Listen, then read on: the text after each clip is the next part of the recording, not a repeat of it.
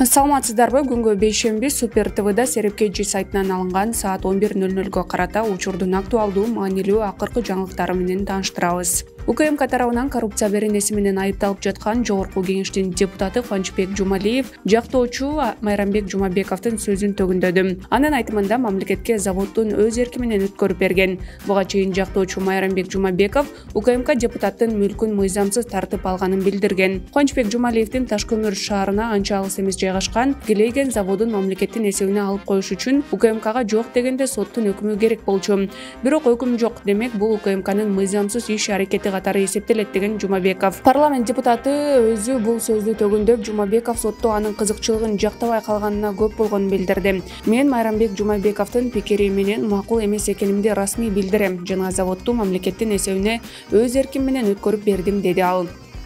Айзада Канатбекованы уурдап өлтүрүүгө шектелген Замирбек Теңизбаев буга чейин бир кызды муунтуп, анын курбусун 3 жолу зордуктаган. Бул тууралуу кордук көргөн кыздардын бирине таянып Азаттык жазып чыкты. Жабырлануучулардын бири Айгүл Азаттыкка Замирбек Теңизбаев менен кандай жагдайда таанышканын айтып берген. Курбу кызымдын үйүндө анын сиңдиси менен отурган кечинде курбум кызуу болуп келди. Мен аны жуунтуп жаткырып койдум, анан эле бирөө артынан эшикти такылдатып үйгө кирүүгө аракет кылды. Мен чоочулап калганы ачпай койдум. Болбой эле эркек эшикти жулуп кирип дароо эле мени муунтту. Өлтүрөм сени, рожаң противный, 5-этаждан ыргытып жиберем деп балконго алып чыгып коркуттум. Аны менен 2 сааттай кармашып, аягында жердеш экенбиз деп алдап, курбумдун жанына жаткырып койгом. Замирбектин кызды муунтуп жаткан учурун курбусунун сиңдиси телефонго тартып калган. Айгүл эртеси Бишкектин Октябрь райондук ички иштер башкармалыгына барып арыз жазып, соттук медициналык экспертизадан өткөн. Бирок ошондо тергөөчүлөр да, милиция кызматкерлери дагы ишке кайдыгер мамиле кылышканын айтат.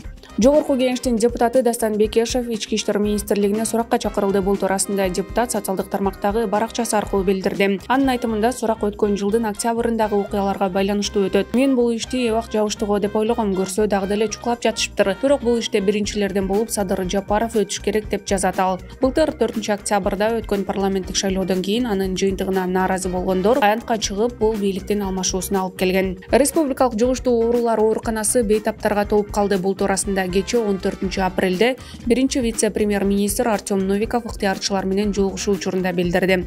Бирок анын айтымында башка стационарларда бош орундар бар. Мен кызыл зонада болдум, улуттук госпиталда 50 бош орун бар. 400 орундукка эсептелген 1 жана 6 оорукананы ачтык. Ооруканалардагы бош орундар тууралуу маалымат сайттар бар. Тез жардам кызматынын станциясында интерактивдүү карта иштеп жатат. Алар бейтапты каякка алып барууну билишет, деди Новиков. Экономика жана финансы министрлигинин алдындагы мамлекеттик салык кызматынын төрагасы Кабыл Абдалиев кызматынан кетти. Бул тууралуу аталган ведомстводон билдиришти.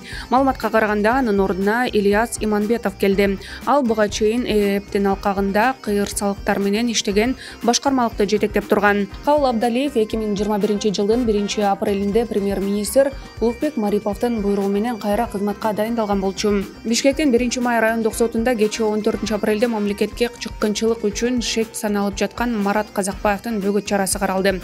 Экспертти сотко улуттук коопсуздук боюнча мамлекеттик комитеттин кызматкерлери алып келишти. Судья Абдуразак Боронбаевдин чечими менен Казакбаев тергөө бүткөнгө чейин камакта кармалмай болду. Андан тышкары бул кылмыш иштин экинчи фигуранты Марат Токтоучиковдун бөгөт чарасы каралды. Ал дагы камакка алынды. УКМК мамлекетке чыккынчылык кылууга шектүү катары 2 адам кармалганын, алардын биринин аты жөнү Марат Казакбаев экенин 14-апрелде расмий кабарлады. Ошол эле күнү экинчи адам Марат Токтоучиков экени маалым болду. Мекеменин басма сөз кызматы алар ыкчам тергөө иштеринин натыйжасында табылган далилдердин негизинде 13-апрелде кармалганын билдирди. Марат Казакбаев Азия News гезитинин 8-апрелдеги чыгарылышына жана ушул эле гезитке таандык Арыба Кejи сайтына 10-апрелде маек берип, ал абал курчуп баратат, чек араны Ташиев чече албайт деген аталыш менен чыккан. Анда Казакбаев азыркы бийликтин, анын ичинде атайын кызматтын жетекчиси Камчыбек Ташиевдин кыргыз-тажик чек арасына байланыштуу аракеттерин сынга алган эле. Бишкек шаардык кеңешине өткөн шайлоодо жеңип чыккан партияларга көрүү акчасы кайтарылбайт. Бул тууралуу аймактык шайлоо комиссиясынын жетекчиси Кайрат Маматов билдирди деп жазат 24 Кejи сайты. Анын айтымында 50 000 сомдук көрүүнү шайлоодо 15% жана андан жогору добуш алган саясий уюмдар кайтарып ала алат. Бул жергиликтүү кеңештердин депутаттарын шайлоо тууралуу мыйзамда айтылган. Бирок Бишкек шаардык кеңешинен өткөн бир дагы партия мынча добуш ала алган жок. Ошол себептүү алардын күрөө акчасы шаардык бюджетке кетет деп түшүндүрдү Кайрат Маматов. Бишкекте жана Ошто шайлоого катышкан партиялар 50 000 сом күрөө коюшкан. Ал эми башка шаарларда 20 000ден, баш калаада мандат үчүн 25 партия ат салышкан. Ошондо шаардын казынасына 1 250 000 сом түшөт. Боруш айкомдун алдында ачкачылык жарыялап жаткандардын биринин абалы начарлап тез жардам чакырышты. Бул тууралуу акциянын башка катышуучусу Кыргызстандын Коммунисттер партиясынын мүчөсү Амантур Манапаев социалдык тармактагы баракчасында билдирди. Анын айтымында медицина кызматкерлери катышуучулардын ден соолугуна байланыштуу ачкачылык кармоого тыюу салышты. Бирок ал өзүнүн каршылык акциясын токтотууга макул болгон жок деп жазат Манапаев. Эскерте кетсек, 12 апрелден тарта Бишкек шаардык кеңешине болгон шайлоонун жыйынтыгына нааразы болгон партия өкүлдөрү БШКнын алдында нааразычылык акциясын өткөрүп жатышат. Алар шайлоонун жыйынтыгын жокко чыгарып, жаңы шайлоо өткөрүүнү талап кылышууда.